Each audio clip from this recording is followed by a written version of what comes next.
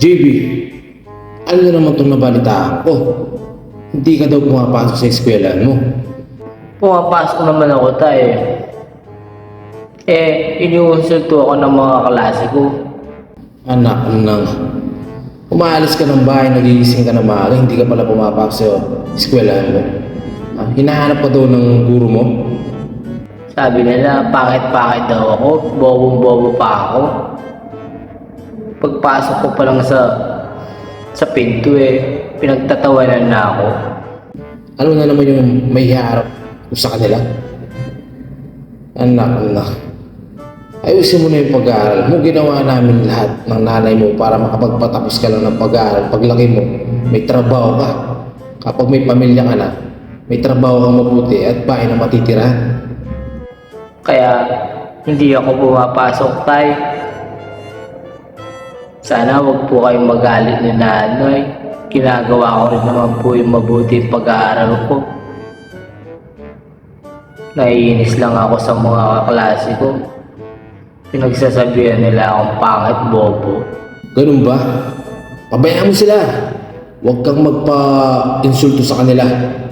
Tawanan mo lang sila. Walang pangit sa atin, walang bobo. Yan ang sabihin ko sa'yo. Kahit ako nung nag-aaral ako, sinasabihin ako ganyan.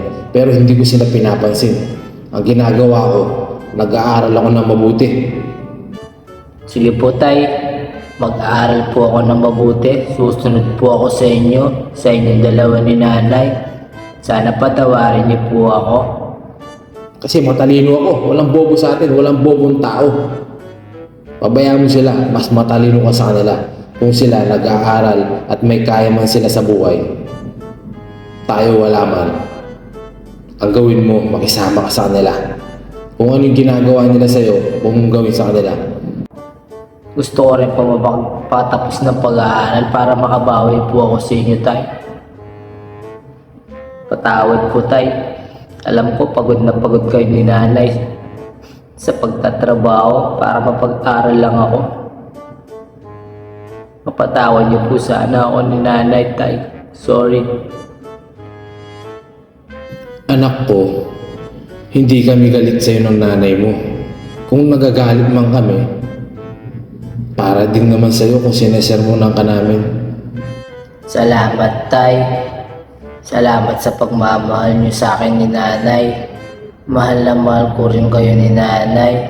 Gusto namin, kapag patapos ka ng pag-aaral, para paglaki mo at pag nagkapamilya ka, may trabaho ka, may sariling bahay ka na mahal na mahal ka namin ng nanay mo. Tandaan mo yan.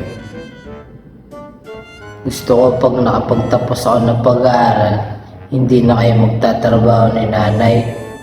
Ako yung magtatrabaho para sa inyo. Mahal na mahal ko kayo ni nanay tay.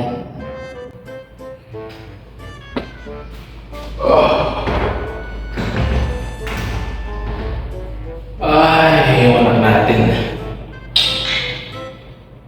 Kung hindi mo pagsasabihan. Ano sabi ng anak mo? Pinunta mo sa eskwela na sinabi niya. Akala niya galit tayo sa kanya. Sabi ko, hindi kami magagalit sa'yo. Pinagsasabihan naman kasi anak namin. Gusto natin makapagpatapos ka ng pag-aaral. Ay, iwanan natin. Sabi mo sana mag-aaral sila mabuti. Kaya ganito lang yung trabaho natin, utility. Itataguin natin siya. Kahit tugod pawis na. Kapag patapos na siya ng pag-aaral. Sinabi ko sa kanya, mag-aaral siya ng mabuti. At huwag na huwag niyang papansinin yung mga klase niya. Kung niloloko man siya.